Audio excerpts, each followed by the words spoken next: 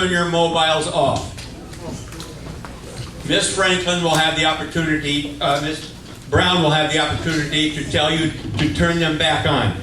Okay, please let me introduce the candidates. We have from District 1, Sequoia Felton. From District 2, Liz Alpert. And Ron Cashton. From District 3, Kathy Kelly Ulrich. Now, so our team here in the center is Flo, who's going to be our timer.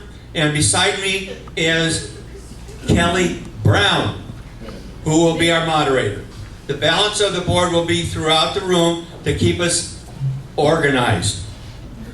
And I will make sure the microphones keep working and the AV is all right. Okay.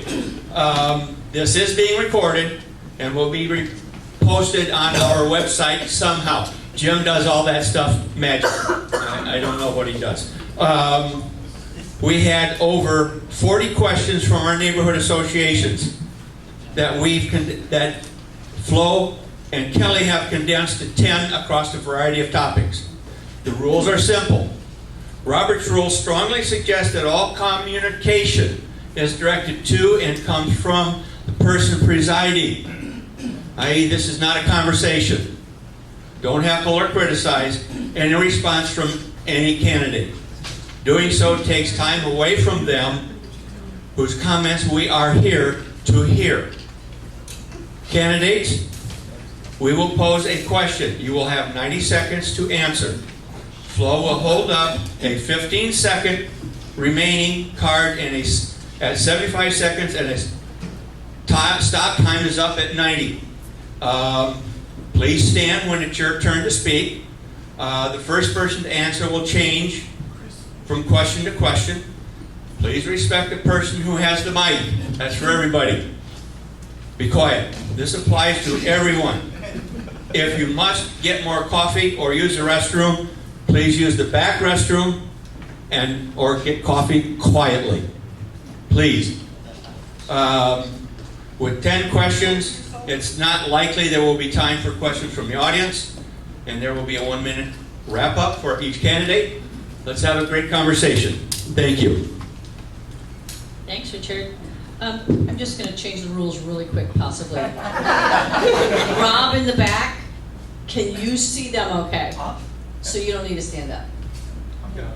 The concern was the people in the back couldn't see you.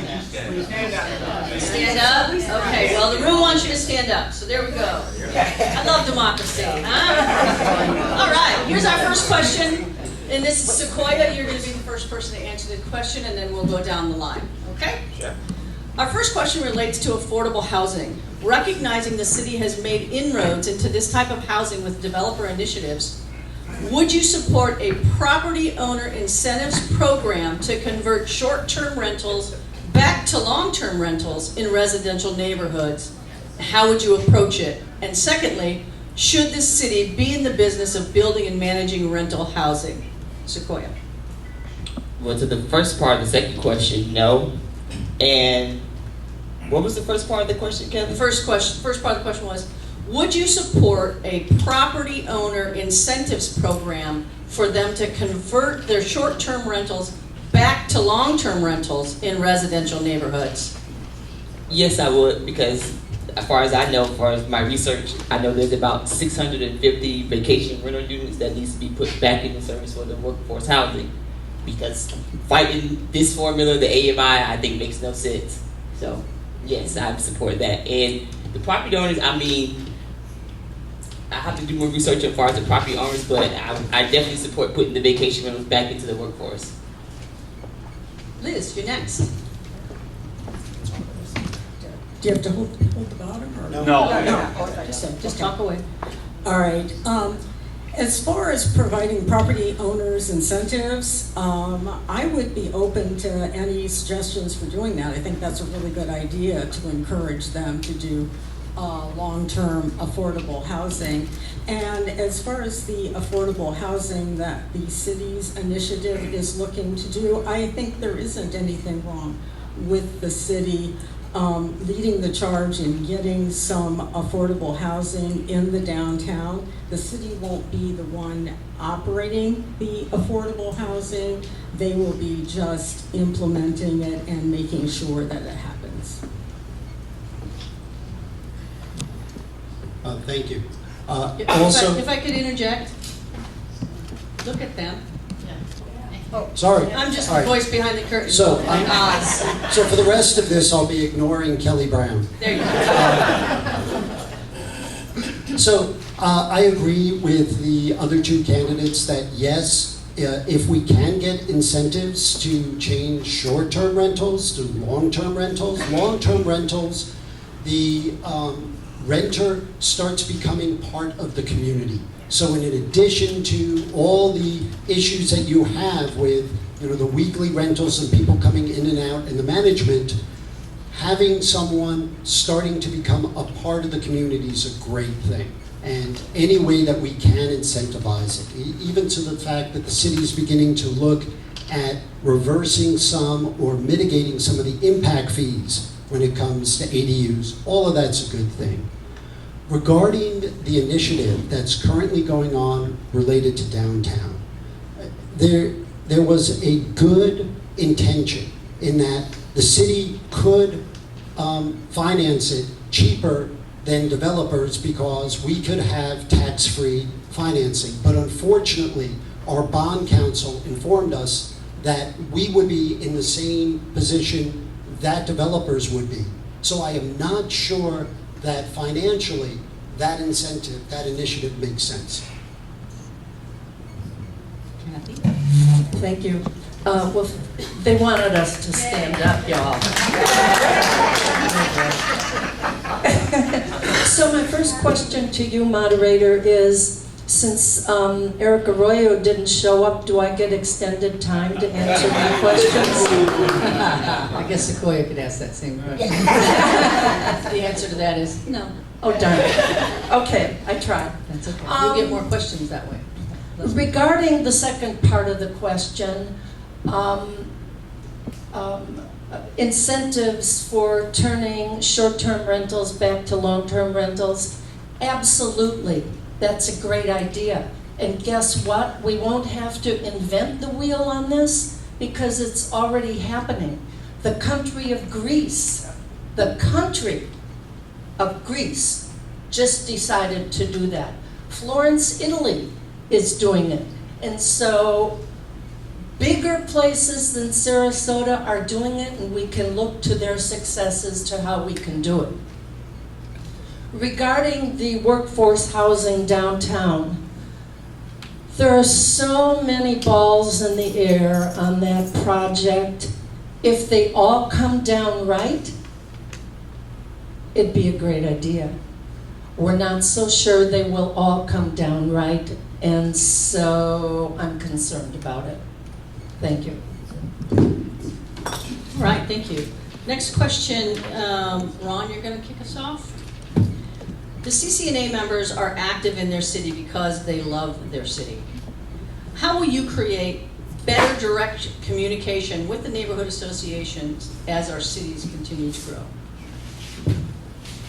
Well, I'm standing. That is a great question because there is a problem right now with the communication between our city hall and the neighborhoods. It is not a conducive conversation that we're currently having. I think basic things like possibly having more town halls where the citizens can actually come to City Hall and chat with the commissioners in a more informal manner than what we have right now with the structured 3 minutes for a given topic, which is very difficult to try and get your points through.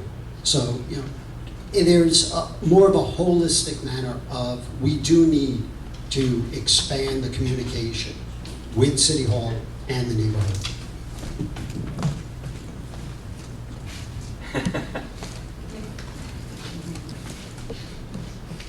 Sorry, Kathy? Thank you. You know, when CCNA changed its bylaws, it did a good thing and increased the responsibilities for the district representatives to the CCNA board. That's a good example of getting your board out to the neighborhoods. My God, Flo Entler and Kelly Brown and Melinda attend more neighborhood meetings than anybody but Jen Ahern-Koch. So I think there are a lot of ideas, a lot of ways we could connect better with the city. Getting the commissioners to attend neighborhood meetings is a good idea. You really learn what's going on in the neighborhoods when you hear them complaining about what's not happening, but also applauding themselves in the city for things that are happening. Darn, I had another idea too, but I forget. Well, that's good enough for now. Thank you. Sequoia? Well, that's one reason why I'm running, because I feel like the citizens, we aren't being listened to. I feel like the commissioners, they aren't engaged enough. So as the new commissioner, I would probably be as many meetings as J. Ahern-Koch, because I'm here to learn and I want to know what's going on in the community, what's the problem, what's the issues, and how can we fix it as a community and not just let people come in and do what they want and say what they want in our community. Liz?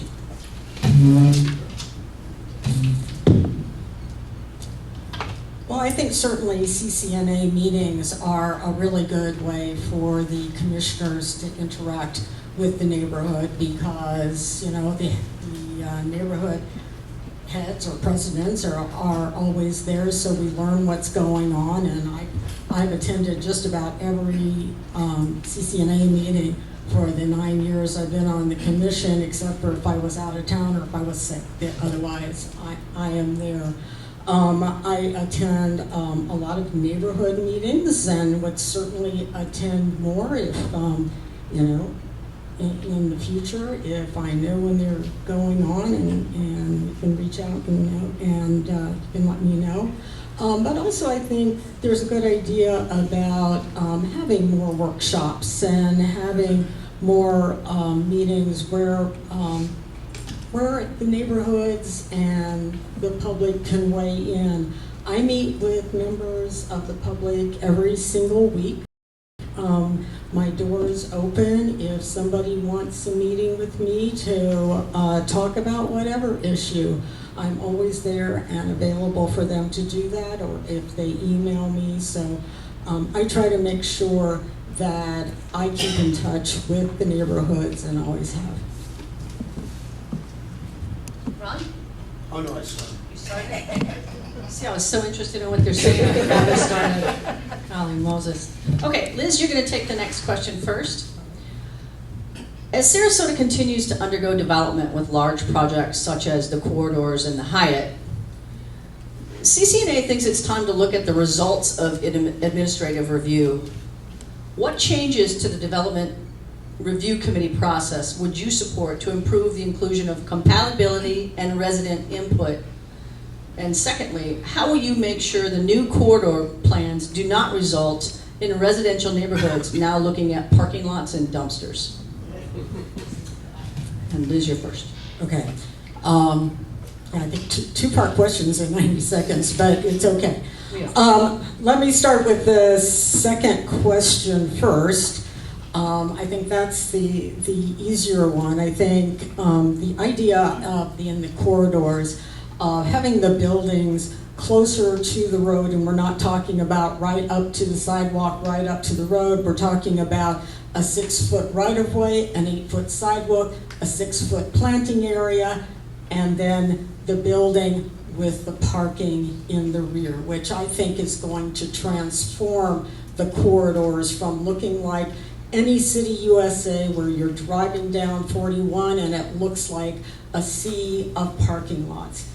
But with the planning, we need to make sure that where the parking lot is in the back, abutting to the neighborhoods, that there's proper screening, because the neighborhoods don't want to be looking at a sea of parking lots either. So that's an easy fix to make sure that there's screening between the neighborhoods and the parking lots. And also, I also wanted to emphasize there is a daylight plane provision in that where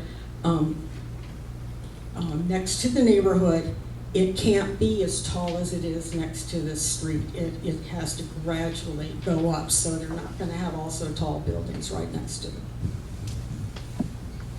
Ron?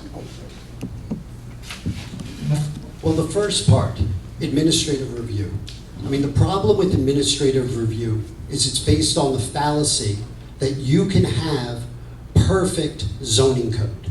Because the idea is, if your zoning code is perfect, you can take an application, compare it with the zoning. If it all matches, then you can just move on. And one great example of where gaps, because nothing's perfect, where gaps occur is the Obsidian with interstitial space. And if we had compatibility, which needs to be put in the DRC, we need to quantify and help the development staff deal with compatibility, because that is the catch-all that will help us with that. So we absolutely need to look at the DRC review process, the standards of review. In regards to the corridors, I've been a long opponent of the zoning, and particularly the form factor that was done on the corridors. It's specified for 10 feet away from the curb and 70 feet tall. And I do not think along the corridors that is compatible with the existing neighborhoods. Thank you. Oh, yes. Kathy? Yes, thank you. Regarding administrative approval, I do not like administrative approval. When I was on the planning board, we made a motion to fold community workshops into the DRC process, the development review process. The argument against that is it takes too much time, and for developers, time is money.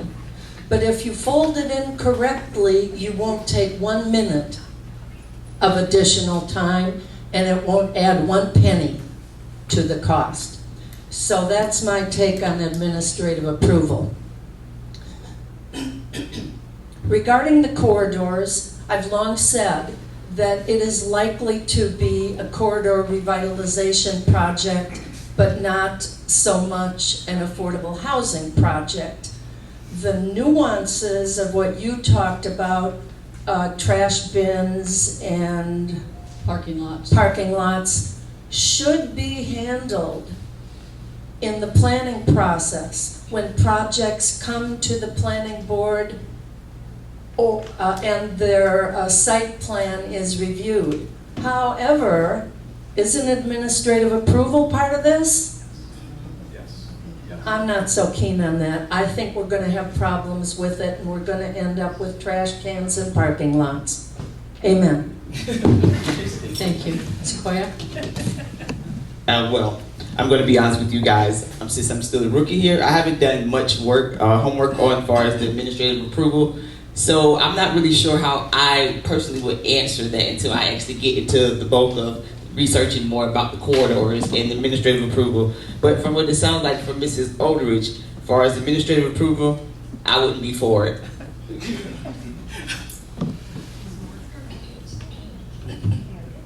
want to take a stab at the second part of that question?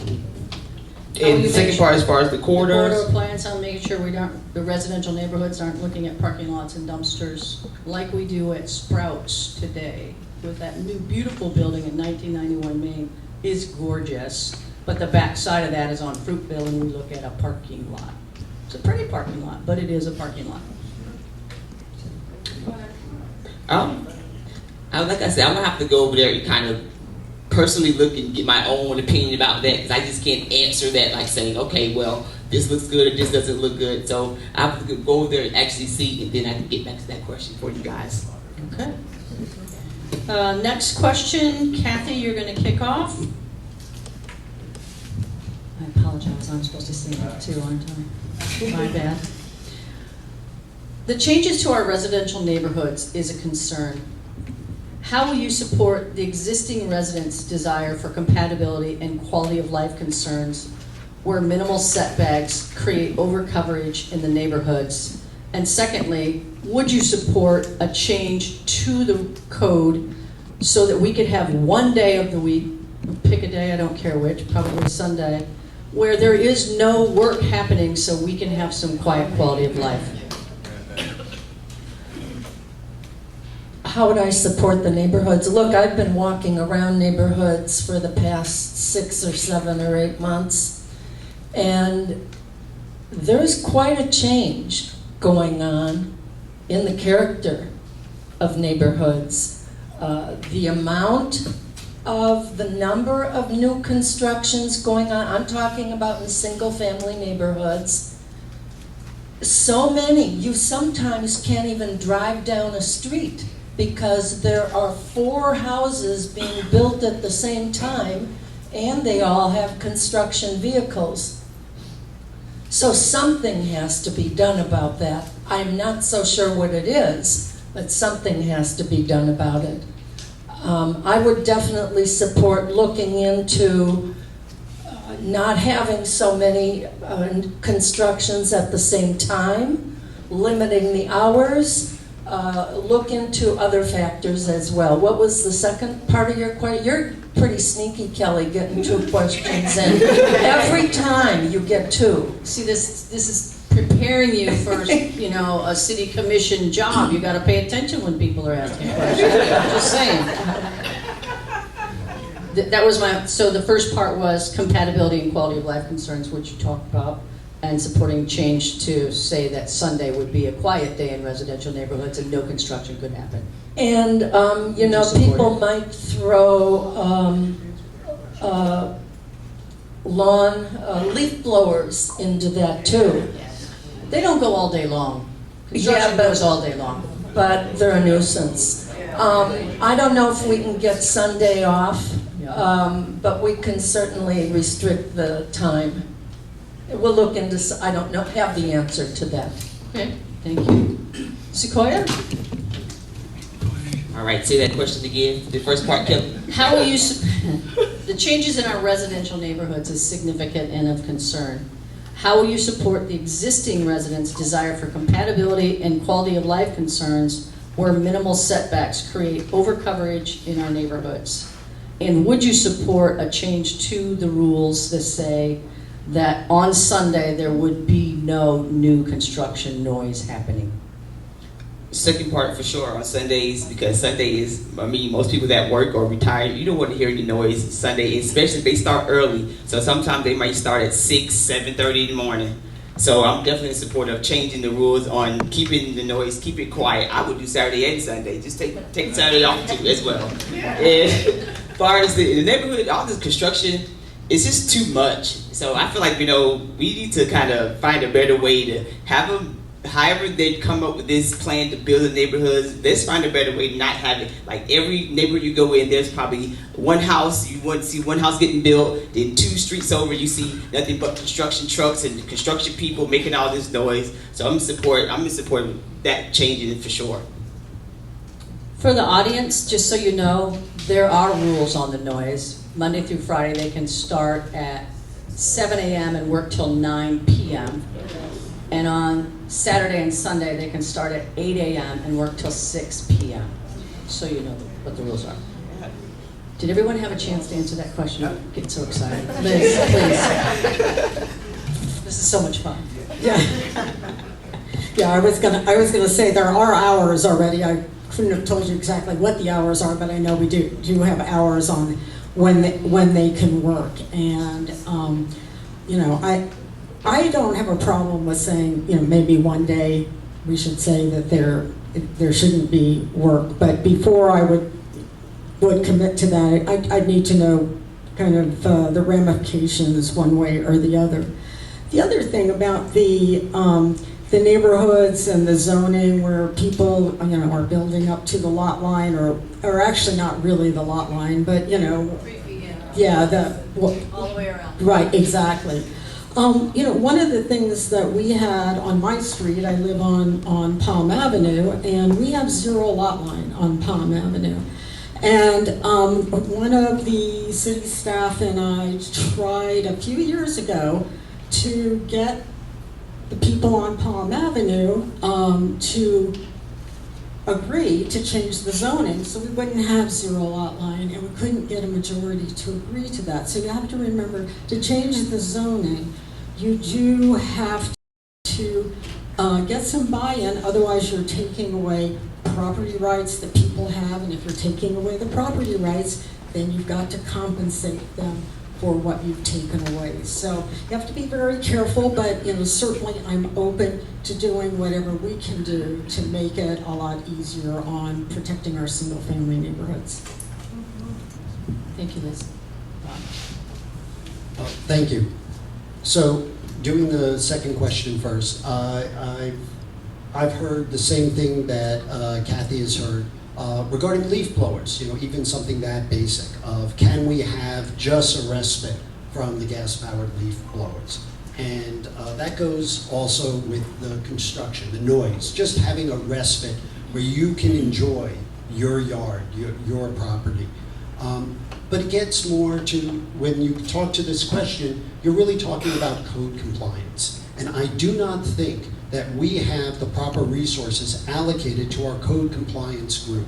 Because building construction right now, you find time and time again, the staging plan that they're supposed to follow, the construction workers are not. And as a commissioner, we can do better. And that's something we need to focus on. And that will help also some of the noise violators. As for the neighborhoods and the zoning, one of the things that the commission will get involved with related to zoning is when the zoning changes. And you'll always hear the developers say, well, what about my property rights? Well, I care about property rights, but I also care about the existing owner's property rights. So the people that are surrounding the new construction, when you do a zoning change, you're affecting their property rights. And I think we need to make sure we protect the neighborhoods. Thank you, Ron. You started this one. My next question, we will start with Sequoia. The City Coalition of Neighborhood Association members are very active supporting the protection of our parks.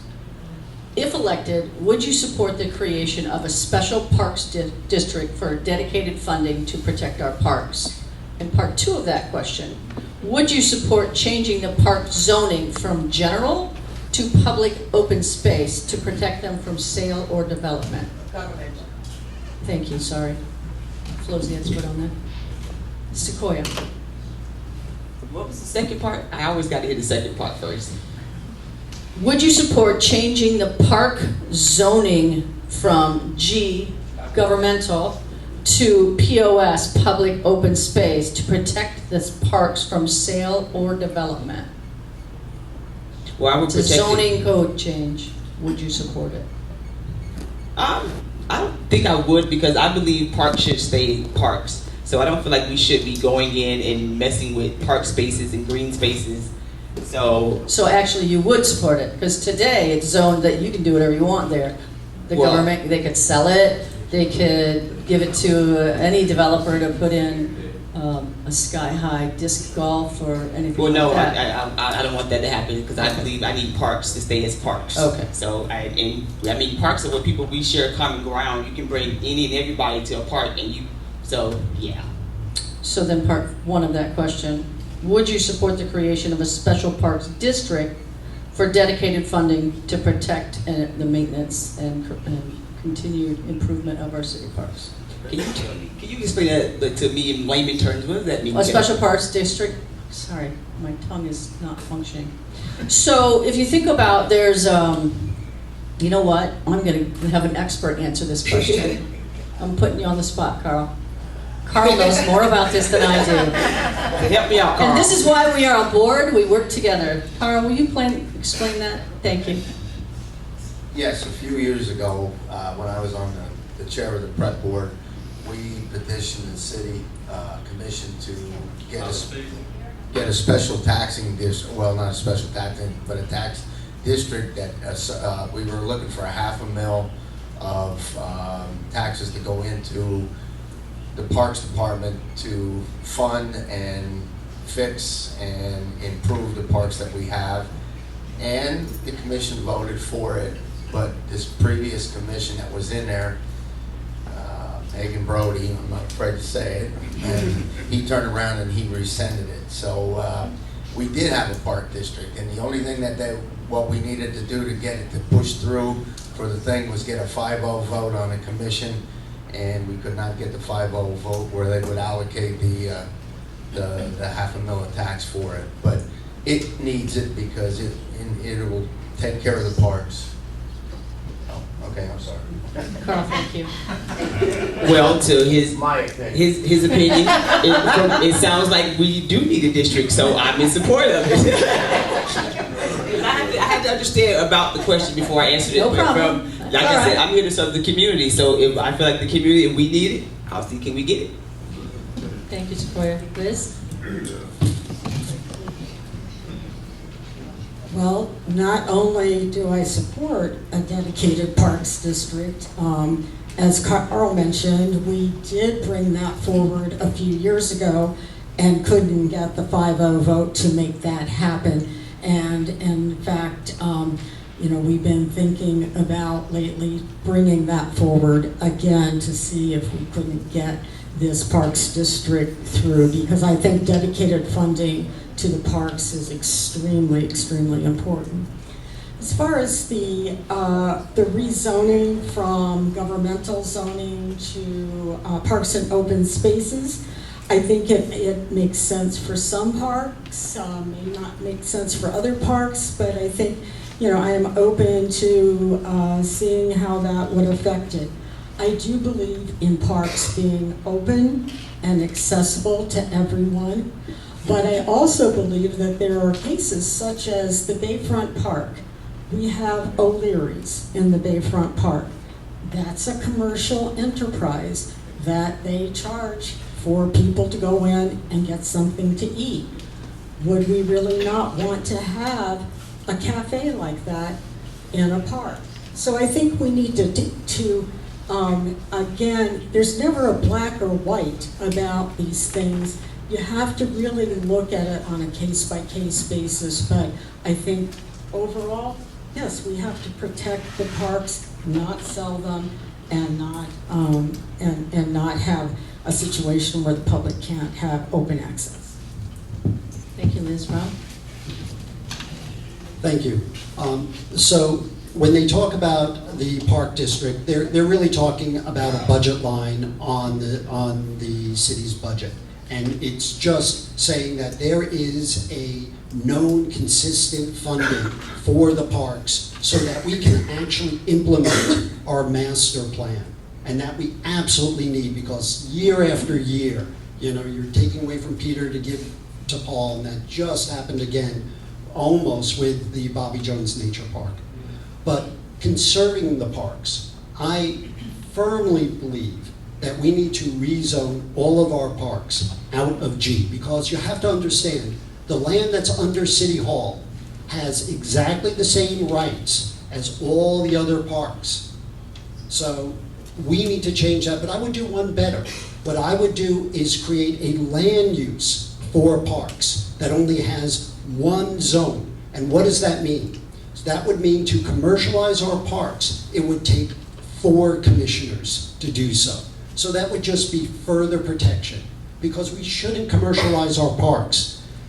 The downtown master plan calls for parks to have rest. Time's up. No, I'm sorry. Oh, sorry. 15 seconds. Our downtown master plan says that certain parks can have restaurants, restrooms, and recreation.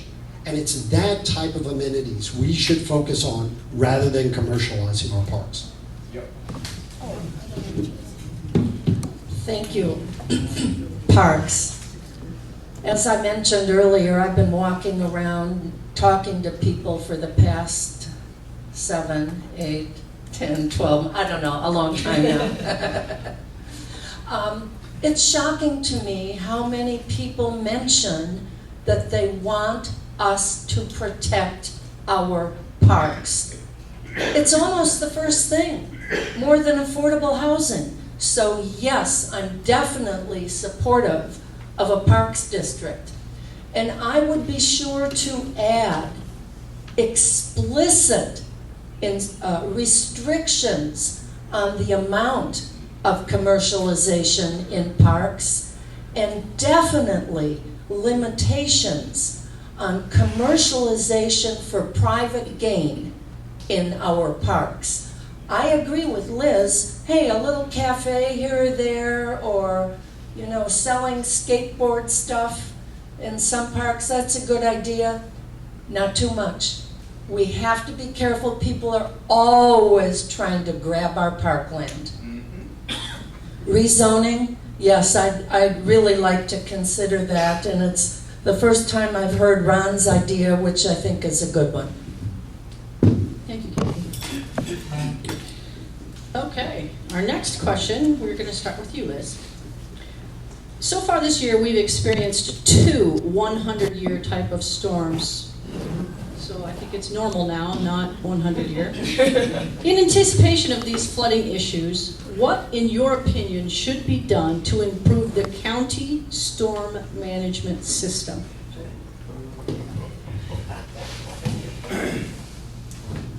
Well, obviously, we don't have any control over the county storm management system, but we do work closely with the county on that. And one of the things that we have found is that working with them to make sure the drainage pipes are cleaned out, make sure things, drainage dishes are dredged, because, for instance, with the second 100-year flood that we had out on St. Armand's Circle, because of what had happened the first time when all our businesses were flooded, we worked with the county to make sure the pumps were working, to make sure the pipes were cleaned out, to make sure everything was working adequately. And the second flood, they didn't go into the businesses. So I think that's what we have to do, is make sure that they're putting in the necessary infrastructure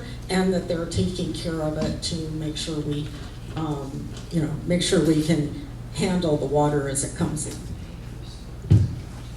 Ron? Liz's example in St. Armand's is a great example. And this is one where the city supplemented what was going on with the county. So anyone that doesn't know, the city went by and cleaned all the streets to remove all the debris from the streets so that when the rain came, and we knew the rain was coming, the drains didn't get clogged. But that means we can do better as a city, citywide. I mean, St. Armand's proved that. And things like supplementing some of their infrastructure.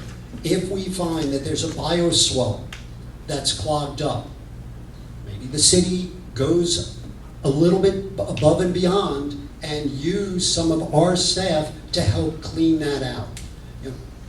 You also have Indian Beach Sapphire Shores that's right now struggling with infrastructure. The county actually has a program, which they refer to as LID, which is low impact development. And what that does is, rather than having these centralized pipes and centralized ducts, they try and disperse that throughout. And then you don't have these single points of failure. So the city can do more. Yes, it's the county's responsibility, but that doesn't take the city off the hook. Thank you, Ron. Kathy? Thank you. Yes, the preventative measures that were taken at St. Armand's prior to the second storm really did minimize or even keep from happening the flooding. I live in the totally ignored 3rd district. 2 days before the storms, I was out talking to people who live on Conrad, Pattinson. Some of you probably don't even know those streets exist. Those streets run north off of Bay Vista, and they were the ones that were flooded out.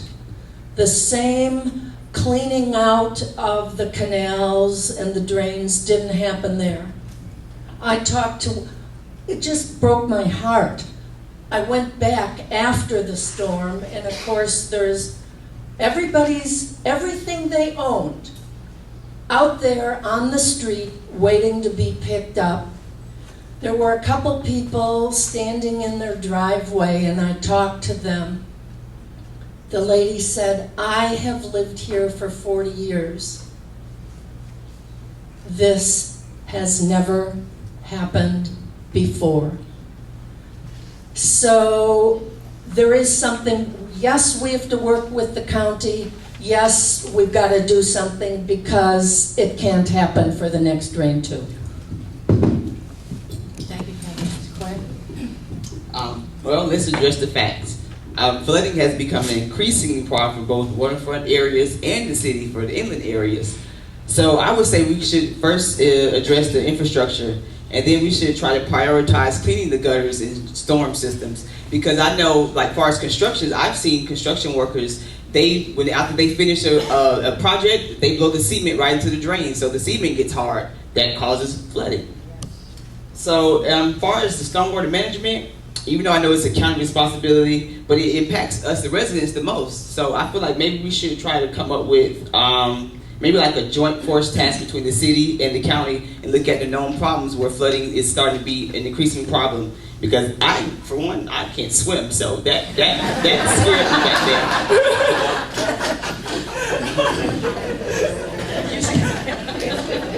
And you don't want to be on my street because you're every time there's a flood. Okay, Ron, you're going to be the first person on this question.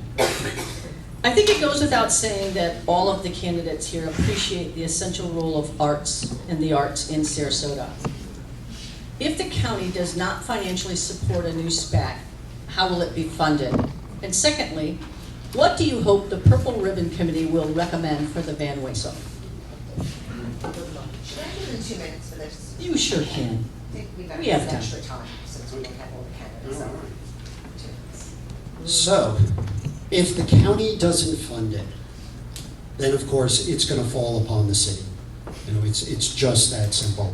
And the county right now has shown deep reluctance to the current plans. And the reason why the county is showing reluctance is because they ask for a business plan. Why are we doing the new Performing Arts Center? And the city didn't have a good answer. Now, that doesn't mean there isn't a good answer, but the city hasn't come up with one.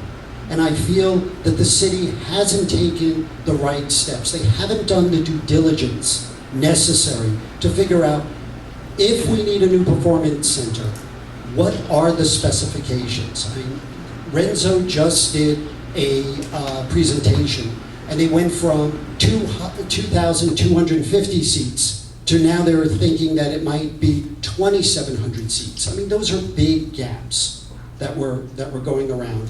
And I know the county, as well as the residents, you want to use your tax dollars wisely. This is going to be well over $500 million, including interest. So that's a huge, huge decision for us. I mean, forgetting about the burden that's going to come with philanthropy. Because philanthropy right now, what they're targeting is they will cover half of it. So that's going to take away from a lot of philanthropy for the other well-deserving programs.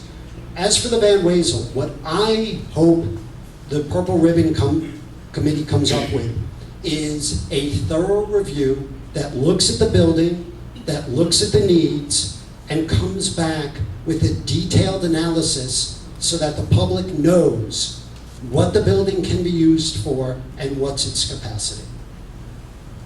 Thank you, Ron. Kathy? Regarding the SPAC, It's very important for us to work with our partners on this. And the main partner for the city regarding the SPAC is the county. As Ron said, they have expressed reluctance to participate. It behooves all of their questions be answered, so their reluctance can be minimized to the point of participating if we do decide to go ahead and do this. The Purple Ribbon Committee, you know, I don't think it's wise to speculate. They have so many more details and so many more weeds than those of us sitting here have. My hope would be that the Van Wezel not be demolished. My hope would be that the Van Wezel would find its maximum possible use based on the information that the Purple Ribbon Committee provides us. Thank you. Thank you, Kathy. Support? On the spec, well, as Ron said, I definitely support, you know, we should prioritize the local artists first because they are the ones who kind of make Sarasota. And because $500 million, that's just a lot of money. And I support us spending our tax dollars wisely and thoughtfully. All this physical spending, insanity, and squandering of our tax dollars, I'm just not for it. And among the fundamental questions as far as the Van Wezel, as far as my question would be, you know, what events would be shown at the Van Wezel? Where would parking be? And if we're going to compete with the building over in Tampa, well, our building is a little bit smaller, so how would we do that? Thank you, Sequoia. Liz? Okay. Well, I am the eternal optimist, and I am unabashedly in support of the new Performing Arts Center. I was blown away by the design and the concept that the architects came up with. If you haven't seen it, it really behooves you to take a look at what they're proposing, how they're proposing it, and of course, there will be a business plan before it's decided on what we do. And of course, we will figure out how to pay for it. You know, in terms of the county, when we went into the agreement with the county to create a taxing implement district, the county commissioners were behind this project. So we had a change in county commissioners. We're potentially having a change again. So we don't know what they're going to be coming up with, but we're looking at something that can generate a $150 million annual impact to our city. We have been known as the arts and cultural center of our region, of our state. I think this is what we need for future generations to make sure we remain the arts and cultural center. The concept they came up with, if necessary, can be built in phases, which I think is also a really great idea in terms of managing our cash flow and still making it happen. And as far as the Van Wezel, I'm looking for a really kind of wow adaptive reuse of that theater, and I think it can be a complement to a new performing arts center. So as I said, please, if you haven't seen the plans, go take a look online. Thank you. Thank you, Liz. The next question, we're going to start with Kathy. At every city college, sorry, I don't usually talk this much all at one time. I don't say anything. At every city coalition and neighborhood association meeting, our membership brings up speeding, traffic calming, pedestrian and bicycle safety in our neighborhoods as a problem. It's been an ongoing problem that's been talked about for years. What ideas do you have to improve the safety for our residents in their neighborhoods? And you cannot say slow down. Kathy? So that discussion was happening even when I was chair of CCNA 120 years ago. There you go.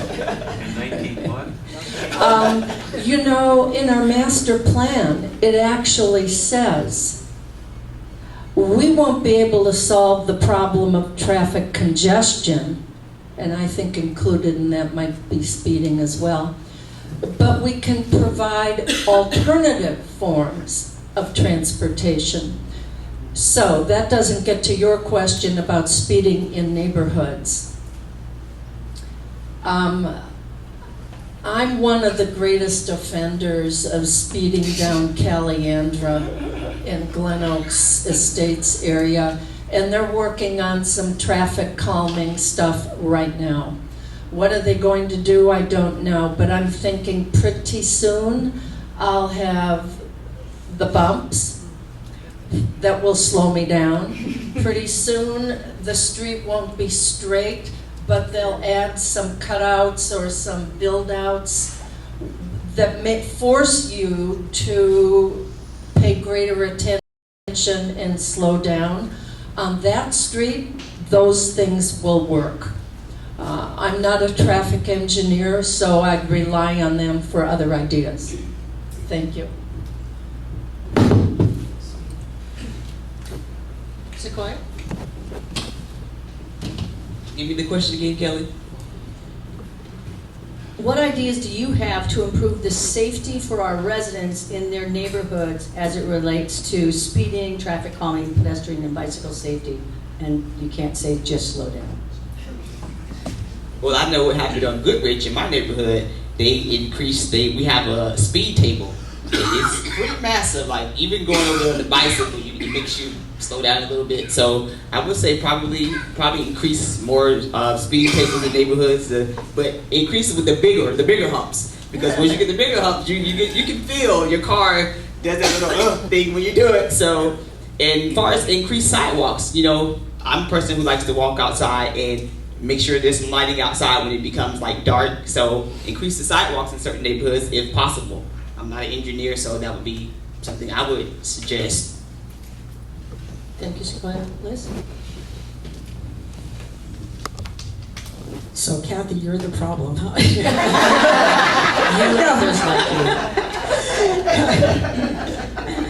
No, well, I mean, actually what our, I'm glad you said that, because actually what our SPD has said is quite often in neighborhoods, when you look, it's quite often, if you look carefully, it's your neighbors.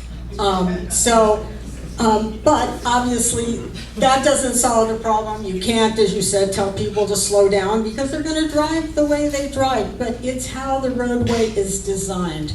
Traffic calming measures, as you said, like bulb outs, actually cars parked on the streets so that the lanes are narrower also cause people to drive slower. So there are different methods that you can use. The Ringling bike trail that we have, people now drive really slow down Ringling because they have to pay attention to what they're doing. So I think it takes just a lot of different measures depending on where the neighborhood is, what's going on in the street, and how we look at the street design, the sidewalk design, and any bike lanes to make sure that that particular street is set up for traffic calming. One of the things on 301, the FDOT, north of the airport, one of the worst areas for wrecks. They're working on narrowing that part of the road so that people don't go flying through. So it's a lot of it's street design and all of us making sure we're not speeding. Thank you. This is a great question because it seems like it's an engineering question. Everybody here is talking about different devices that you can do to slow down traffic. But the problem is, this is a perfect example that it gets to policy. You can have a commission that's focusing on the dangerous parts of our city, the places where we really do need more crosswalks, where we really do need more sidewalks. And the reason why we don't have it is because of a point system that's currently being used by the city, which is known as the warrant system. Terrible name, but it basically goes, does the street warrant any more traffic calming? And the city commission can change that. And the city commission can put more resources into some of the dangerous intersections. And that is critical. One thing that we can also do, which is what has been done with downtown. Downtown has a master plan where they've identified roads that prioritize vehicles and other roads that prioritize pedestrians to try and have a cohesive flow for pedestrians and bikes, as well as a cohesive flow for vehicles. And if we do that for all the neighborhoods, we won't get this piecemeal effect that we currently have. Thank you, Ron. The next question, we're going to start with Sequoia. From 2021 to 2022, we have lost 241 historical buildings within our city limits. Does the magnitude of historical building destruction concern you? And what solutions do you propose to reduce this?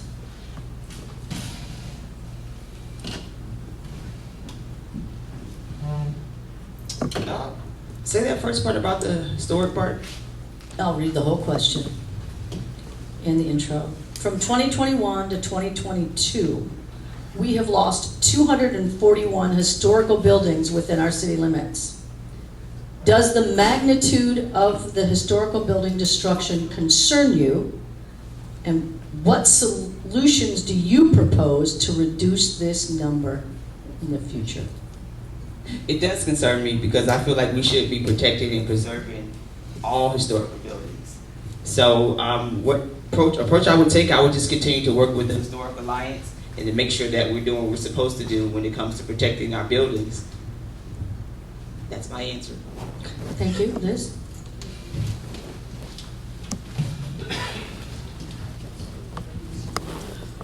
Well, I think it is important to protect our historic structures, and one of the really good ways is if a neighborhood would get together and ask that their neighborhood be locally designated. I've always thought Laurel Park should do that they should voluntarily create a locally designated neighborhood which would protect their historic structures.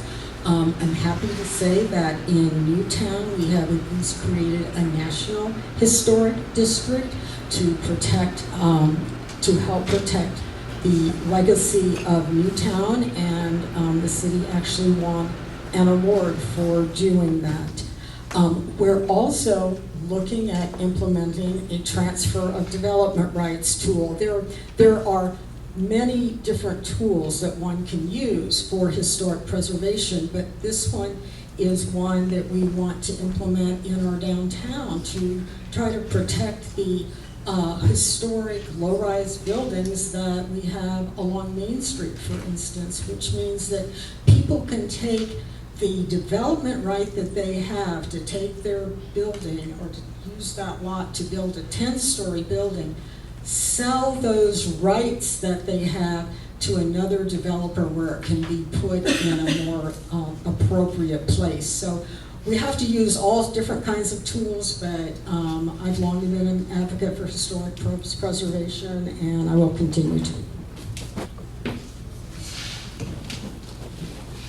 So one of the incredible unique things, assets of Sarasota is our architecture and our history. And I think the community recognizes that, and we've been trying to protect it because there are many different ordinances out there to protect. And from a resident of Laurel Park, which is a nationally recognized historic district, those protections go a long way. You have a historic review board, and many times demolition, unnecessary demolition, is stopped by what currently exists in the city. But we have one place where all of that can fail, because the developer can always appeal to the city commission. And we've just recently had an example where there was a building that was known as significantly historic that the developer wanted to demolish, that they could move on their lot, but they didn't want to. They felt it didn't fit within their design, and that's the McAlpin House. And unfortunately, our city commission, they made a deal with the developers that they could pay $200,000 and they could demolish it or move it. And the problem with that is the $200,000 is less than the cost to move it and install it. So it's creating an incentive. Thank you, Kelly? Kathy. I've lost the We're connection. gonna finish this question. Time out. Time out. Time out. Buildings. Oh my God. Who are we if we don't protect our history? It's not good enough to talk to our kids about our history. If we have the opportunity to take them to where history happened. So absolutely, we should preserve our historic buildings. Transfer of development rights is a good idea, but they'll still knock down the building if they want to. So I think we should incentivize restoration and preservation and make that as easy as it is to build a building, a new one. I think that was the answer to the question. Thank you. Thank you, Kathy. We are going to take questions from the audience next. So if you have a question, Oh, we still give me 1 minute and have each to. yes, Okay. all of them will answer the question with 90 seconds. So if you have a question, please raise your hand and say who you are. And microphone coming your way. It should be on. Can you hear me now? No. Here you go. Can you hear me now? No. Can you hear me now? Yes. Okay, here's a pet peeve of mine. Quite often when a city commissioner, a person that you help run for office gets elected, they become somebody else after they're sitting in that chair. And some politicians or elected officials have different philosophies on how they make their decisions. So what I want to ask each and every one of you is, will your decision be based on what the wants and needs and desires of your constituents are? Will they be based on the wants and the needs and the desires of the business community? Or it will be to please the last person who spoke to you? Thank you. Wow, she gave us the hard question. We'll start with Ron. All right, so that gets to the core of why I'm doing this. I'm a certified public accountant, computer programmer, and retired former CFO of a multinational investment firm. And that gets back to the retired part. The reason why I'm running for office is I felt during the years and years of being civically engaged with multiple issues, it kept on coming to there were policy decisions that were made by the commissioners.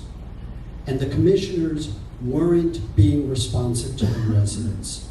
They seemed to either have a different idea of the way the city should be going, sometimes veering significantly away from our long-term plans. So for me, the core of why I'm doing this is purely to represent you, the residents, to represent District 2, because that's where you can focus. And it even gets into the funding for my campaign. I know a lot of people, I'm sure almost everybody in this room have seen some of the campaign reports that come out and where the funding comes. I'm very proud that all of my funding comes from residents, and it shows that that's the focus. And it's supporting both residents and local businesses, because I've spoken to the local business associations, and they feel they're not represented as well. Thank you, Rob. Kathy? Let me see if I have this question correctly.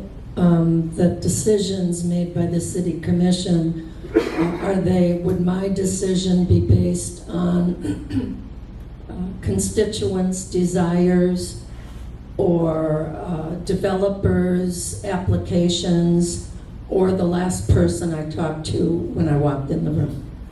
That's Certainly not the last person I talked to before I walked in the room, unless it is a monumental insight that had not been discussed or considered as I was doing my homework. I think city commissioners have to balance their decisions based on the wants of their constituents versus well-designed, well-proposed projects. You can't automatically say no if there's no good reason for you to be able to say no. However, in District 3, where I live, we think our current commissioner has abandoned us in favor of developers and his friends. And that's why I'm running, because I'm for the people, and that's how my decisions will be made within the guidelines of our code and our charter. But I'm a people person. Thank you, Kathy. Sequoia? Well, that goes back to what both these people have said. I'm running because I really do care about the city, the community, and also the next generation, because we have to be the ones here to teach the next generation what it's all about. And I'm running also because I feel like, District 1, we don't have a voice over there. And I feel like you can't have a set of rules for one set of people and have a different set for someone else. So I just feel like, at this point, I would be the better candidate because I'm a people's person and I have a servant's heart. I serve from the heart and not from decisions of other people. Thank you, Sequoia. Liz?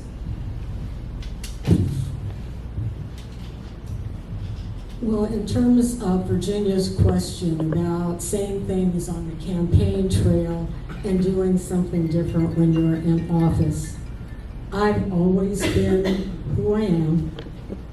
You know where I stand. I'm honest. I don't say things and promise things that can't be carried out, and I've always been that way.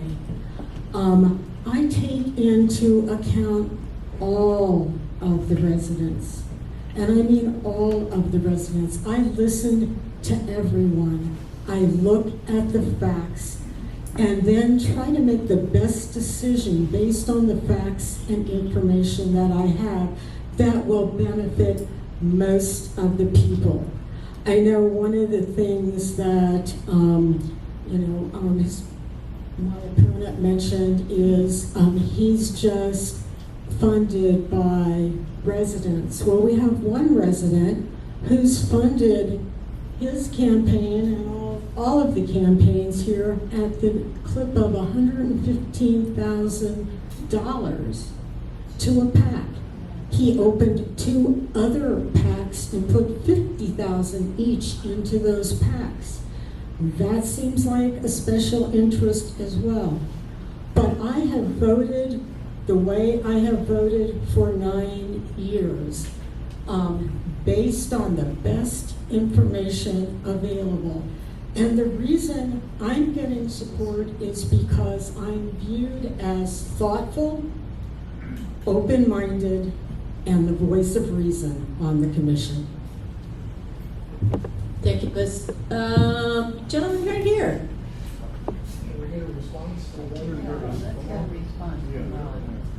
Oh, I'm sorry. Before you do. Rob, do you have something you'd like to I add? have a question. Oh, are we there? Can we let this gentleman ask Oh, his I'm question sorry. and come back I to want you? to fight. Thank you, Rob. Sir? Thank you. One of the things that's They'll going to have happen. 2 minutes at the end to say anything they like. One of the things that's going to happen Name. during this commission. Name. Oh, I'm sorry, Ted Wilson, live on Magnolia Street. Is that you're going to be electing or appointing a new city manager during your term. That new city manager can be appointed in a variety or selected from a variety of different ways. You can do an internal investigation and try to find internal people to promote, or you can go outside and you can get a commission or appoint firms to help you find people who would be interested. Now, my question is, are you more interested in trying to find somebody internally, or would you rather prefer to go outside? And if you do go outside, what would be the criteria that you would give that firm in the selection process? Let's start with Kathy. I would prefer to go outside to have a search. Perhaps an interim city manager could be appointed from internal staff, and that might keep our wheels moving as we're looking for a new city manager. If you hire a firm to do that, they're experienced at what they do. So the guidance I would want to give them is we want a city manager who's has some experience. We want a city manager who has worked in communities about the size of ours with the kind of population that we have, because we have many seasonal residents that a lot of communities don't have. It'd be hard to say, pick a city manager or interview city managers who have worked in communities that have the arts that we have. So that's unique, and I don't know how you bring that in. Thank you. Thank you, Kathy. Sequoia?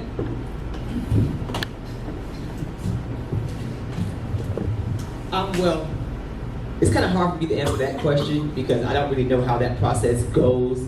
But as far as what we have dealt with, I would say hopefully we can kind of pick someone that's from the outside, but someone that has some type of experience with the community, like Sarasota, and not from this big inner city kind of vision. Because if we have somebody with a bigger inner city vision, they're going to turn Sarasota to like a Miami or a Tampa.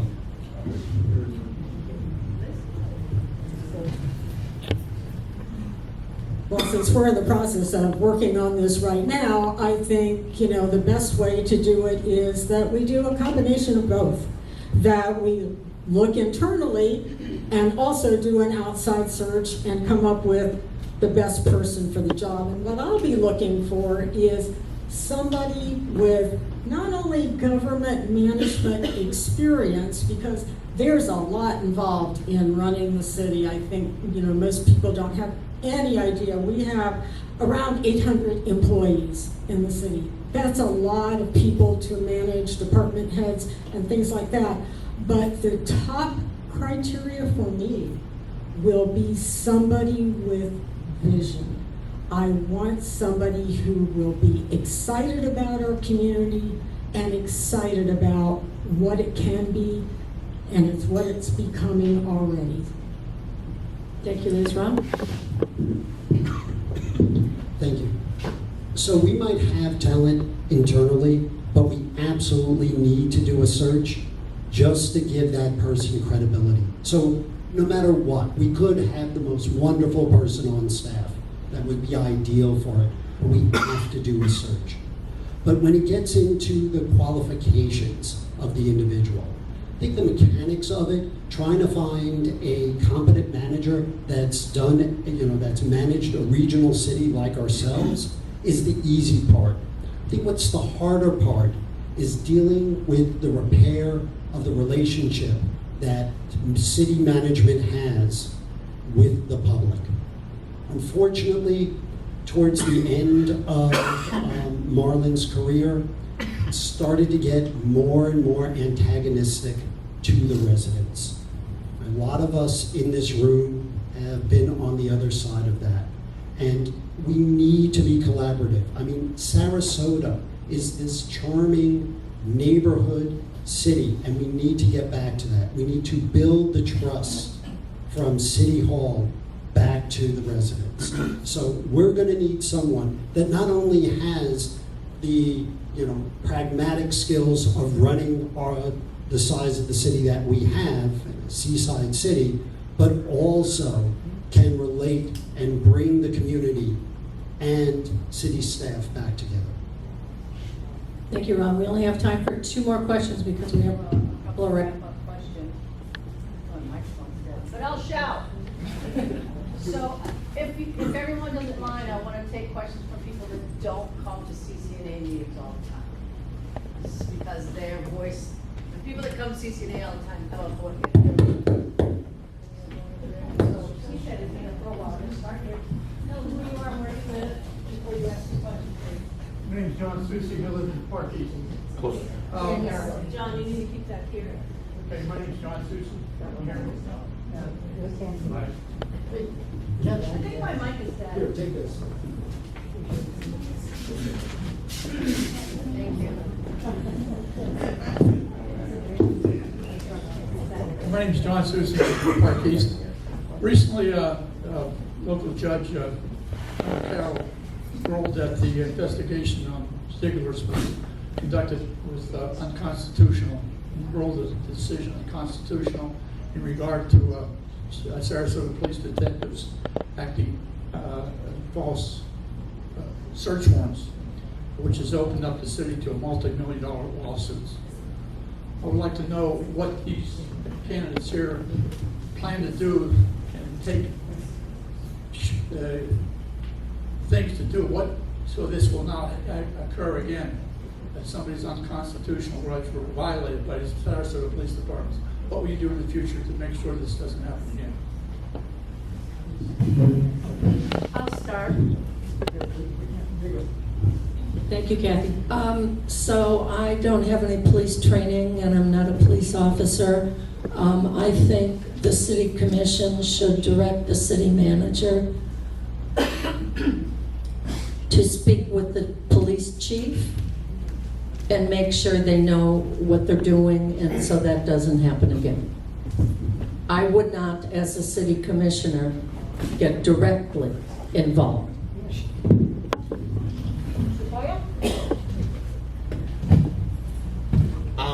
That would just take having a conversation with the police chief, and as the Kathy, as a commissioner, I wouldn't get involved with that either.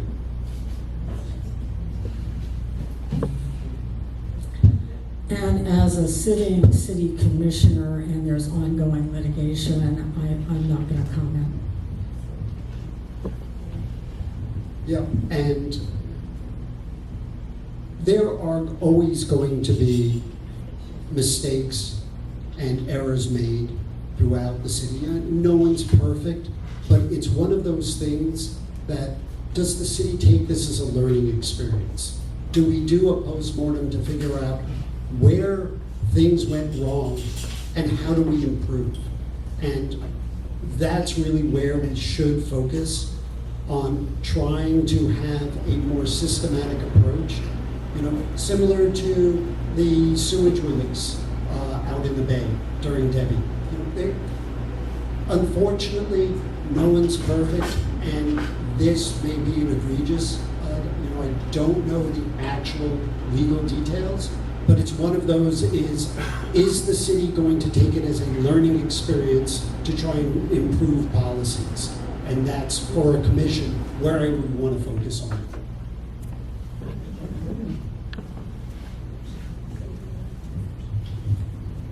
My name is Steve Bogg, and I'm a resident of District 2. But I have a question for, it would be the 6 of you if you were all there, but 3 of you. 3 of you have taken a great deal of money from donors, from builders. 2 of them are not here, so I cannot ask them. The third one, I believe, is Ms. Albert. Please refute when you get to talk. That's quite all right.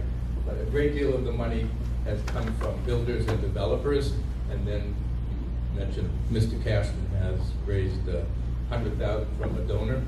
I believe that the donors that are giving people money are mostly residents and neighbors looking for neighborhood representation. Developers who give money are looking to make profits. Huge difference there, huge difference there. So I would like to ask each and every one of you why you do or don't take money from donors.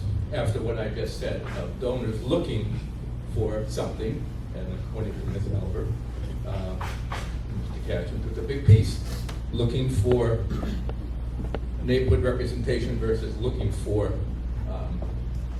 thumbs up development profit. Thank you. Can I ask you a clarifying question? Before you answer? I'm not sure I understand your question, which is why. My question is, why do people, some take money? Is your question, why do you take some people's money and not others? No, my question is, why do you, I'm not pointing, take money from only neighbors and developers versus, versus you will take all the money you can get from a developer? That's my question. Follow you. No. Okay. Liz, would you like to go first? Thank you. It's not the first time I've been asked that question. I've been on the city commission for 9 years.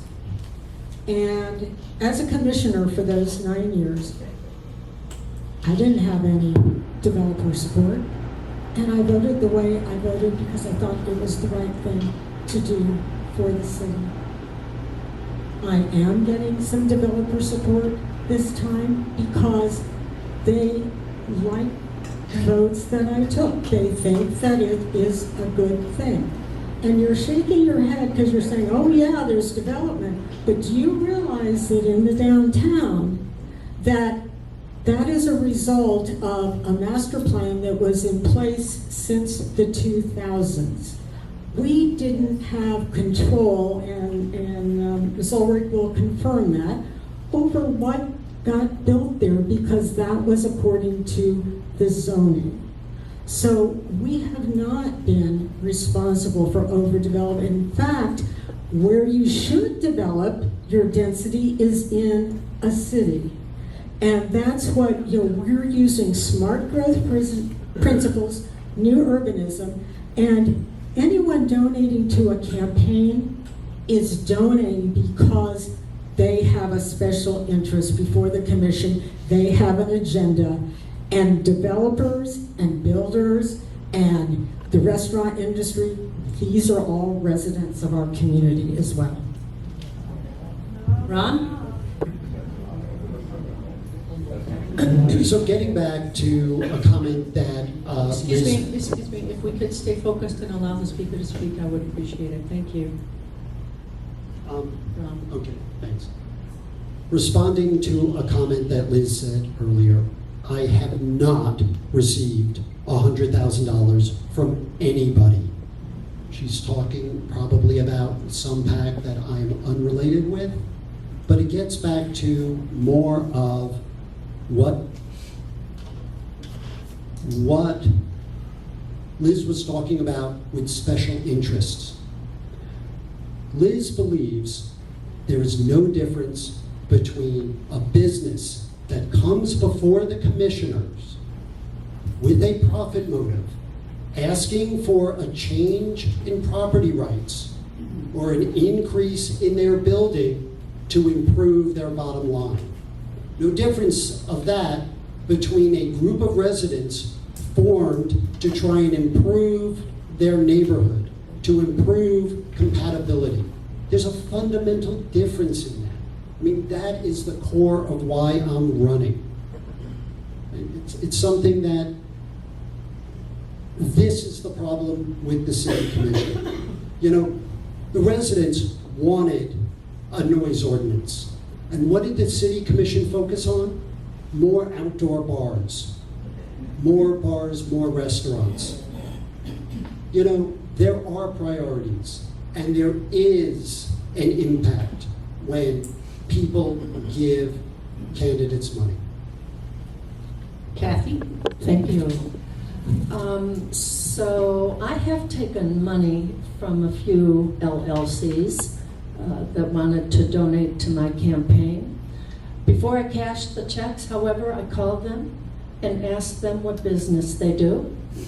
Do you have, or are you likely to have any business in front of the city commission? And the answer I got from all of them was, no, that's not our business at all. So I limited my acceptance of donations from corporate sources because the perception of impropriety is very difficult to explain away. There may be no impropriety, but the perception of it is difficult to explain. And so I don't want to go there. I'm staying out of that because I don't want the perception of impropriety. Sequoia? Well, as you guys, I'm sure you are on CityPAC's page, I signed the pledge to not take money from developers because I feel like when money talks, people listen, and I don't want my decision making to be clouded by any developer interest. And look what they turned my city into. So I feel like, to me, that's just a no-go. And Sarasota, by my liking, Sarasota and District 1 is not for sale. So to your question, developer money, not for me. I hope, and everybody I've tried to contact as far as my list, so far everybody's been retired or they work. So looking at me, no developers on my end. Thank you, Sequoia. We have one last question from the audience. Hello. Oh, Pamela Mones, and I have a question directed to Mr. Cashton. I've gone to the city commission meetings throughout the years. Hey, Pam, keep the microphone right in front of your mouth. Thank you. And Everybody has to answer the question. And I'm wondering, I know your wife is the publisher of the City PAC newsletter, and the one Sorry, that Pam, I gotta gives. pause you. I need you to ask a question that Okay. every commissioner can answer. Oh.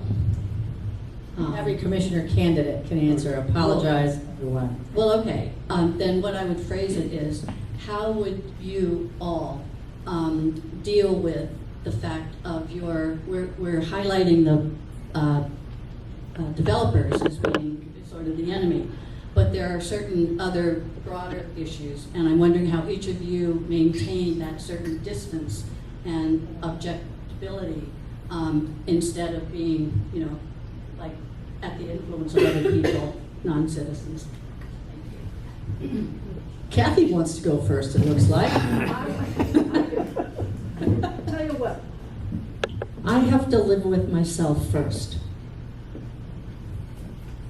Aligning myself to anybody other than myself and doing due diligence in studying every issue that comes before the city commission is not what I would do. I have to sleep at night and I have to live with myself. Thank you, Kathy. Sequoia? I kind of didn't understand what she was asking. So, yet again, I put people first, and I think about myself second. So, this is to Kathy. I probably wouldn't be able to go home and sleep at night if I make the wrong decision, clouding from a developer. And I just feel like, to me, for my liking, hopefully a developer doesn't come to me or ask me any questions, because the answer is definitely going to be no.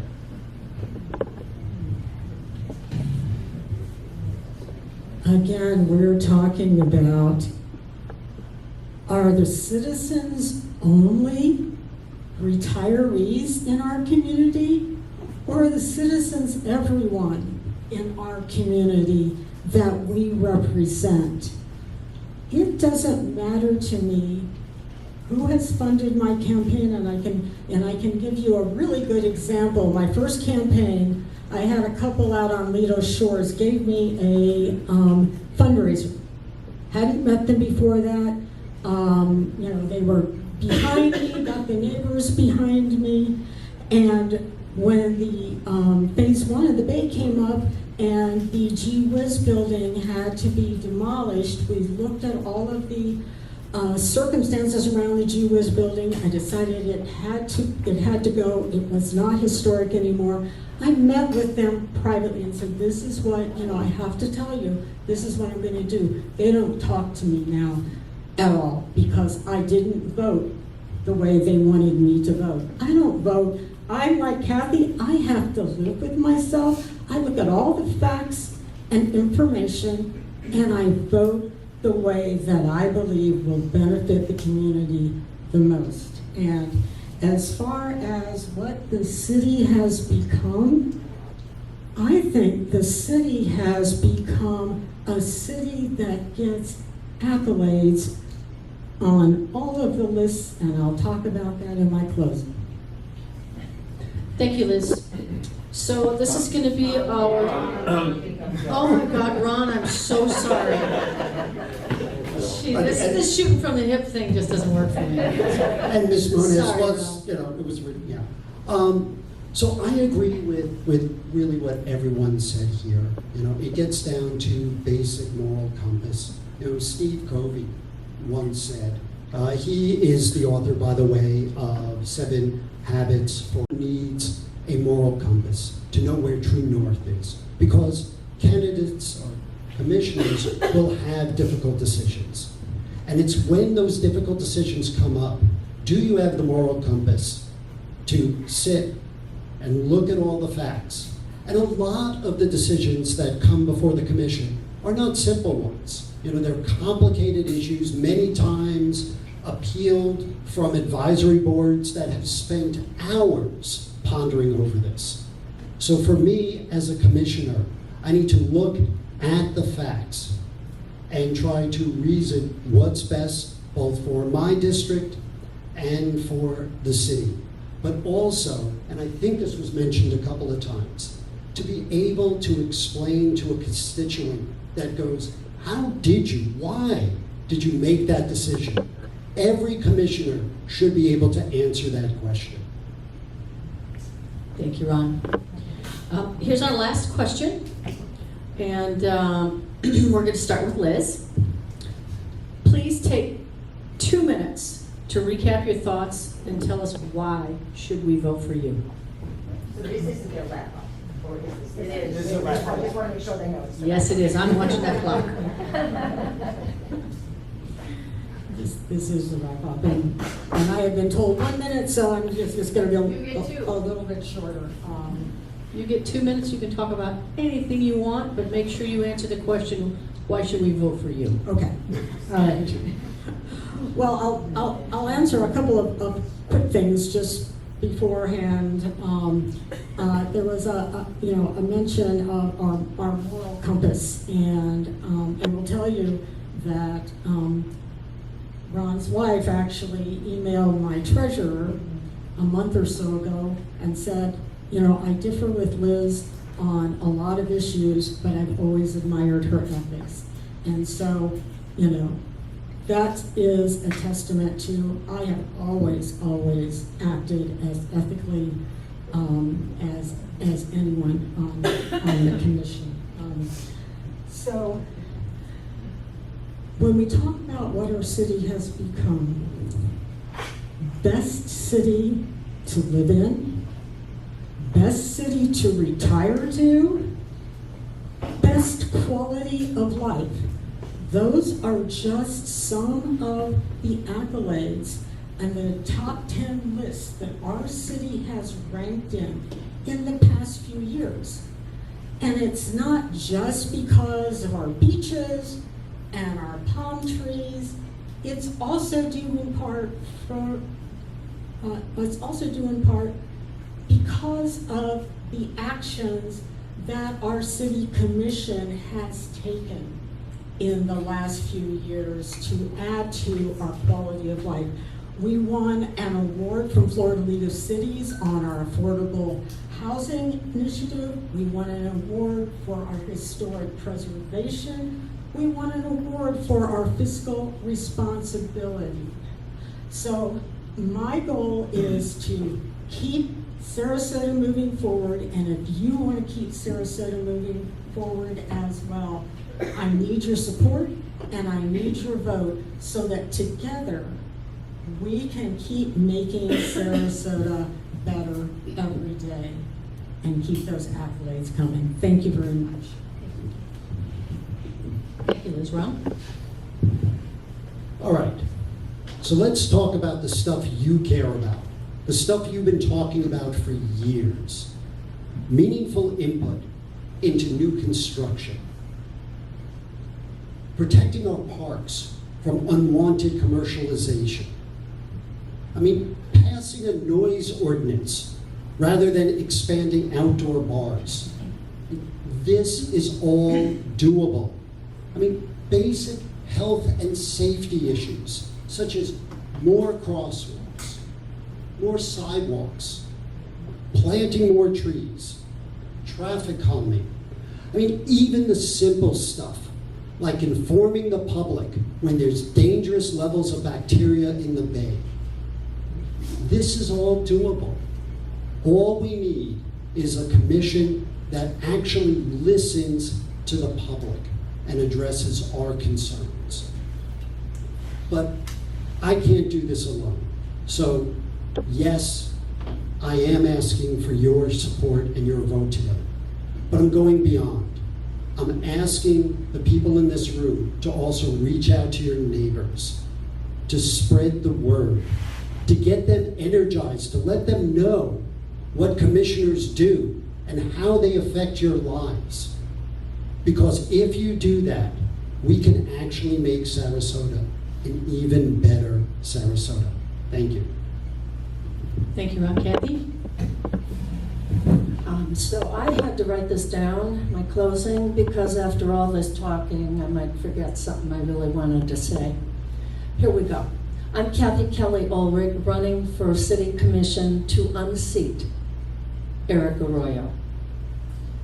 I could stop with that, but I won't. I've been a community advocate and leader for a long time. What I do when I think I can make a positive difference in my community, I get involved. In Ohio, I was an elected council person for 5 years. When I moved to Sarasota and got involved in CCNA, I saw somebody was running for city commission and I wanted her to get elected, so I managed both of Jen Ahern-Koch's campaigns. I've been president of my homeowners association, chair of this very organization for 2 terms, and I have been on the planning board for 6 years. I served as member and chair. I'm running now because my neighbors and I in District 3 feel like Eric Arroyo from day one abandoned us in favor of his donors and friends. We deserve a city commissioner who cares about us, who listens to us, and puts our needs first. That's what I'll do, and that's why I'm running. As your commissioner, I'll protect our parks and prevent their commercialization for private gain. I'll protect neighborhoods by ensuring short-term rentals allow small businesses, but not party houses. I'll tackle affordable housing. Could I finish? Thank you. Yes. Thank you. Tackle affordable housing comprehensively, so we're not relying on great big density bonuses for a little bit affordable housing. We can revisit the missing middle program, inclusionary zoning, adaptive reuse, community land trusts, and incentivize long-term rentals. I'm Kathy Kelly Ulrich. Vote for me by mail, early voting, or on November 5th. Sequoia? Oh man, Kelly's so funny. Well, as you guys know, I am Sequoia Felton, and I'm running because I care about the city, the community, and the next generation. And I'm also running because I feel Mr. Batty is not giving District 1 a voice. So, Like me personally, I know the value of hard work. I have the spirit to overcome life struggles, the energy to represent public interest, the integrity and compassion to lead from the heart, mind, and soul. I'm here and I've never left. And I want to know, the problems that I want to solve are the problems that I face on a personal note. So I believe, as far as my community, we're all in this together. It's not just about me or you or one person. It's a community thing. And I'm not a politician or an actor. So I feel like, me would be, if you guys entrust me with your vote at the commissioner table, I promise to do my best to live up to the models that Willie Shaw has put up for public service, Fred Atkins, and for Jetson Grimes.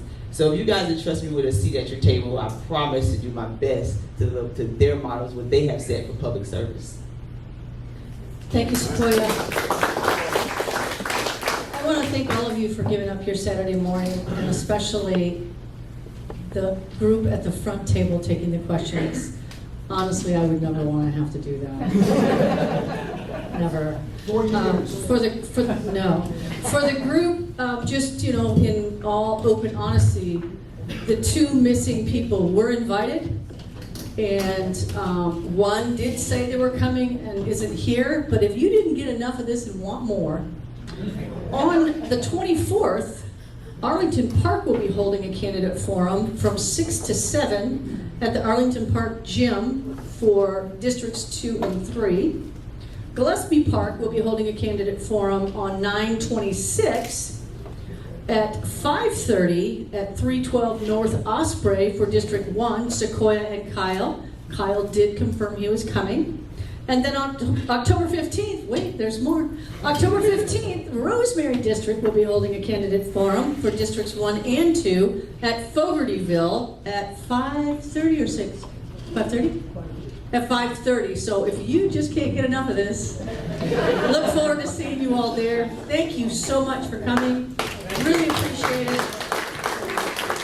Don't forget to turn your phones back on.